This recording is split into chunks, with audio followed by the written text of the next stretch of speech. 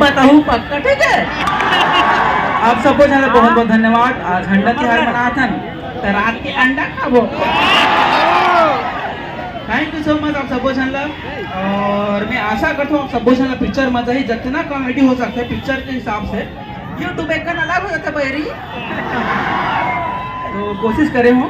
मैं आशा करता हूँ सब जानला अच्छा लगे और अपन अपन सेटिंग ले लान लूँ सब कोई देखा था सेटिंग पर आवाज ज्यादा उठा तो दही धर के लान नहीं पोरवा नहीं तो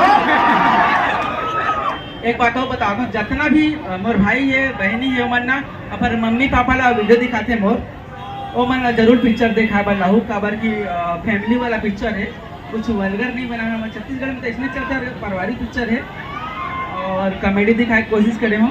मैं आशा करता हूँ आप सबको चैनल इसमें साथ गुजार रहा हूँ जब तक मैं जिंदा रहूँ और आखिरी सांस रही तब तक। जय जवाहर जय छत्तीसगढ़।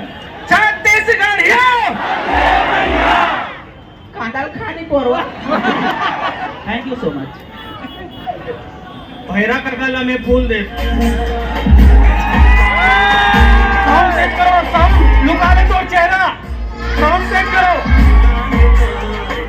एक बार सभी हर जगह के लिए अपने अपने जगह में नाचे।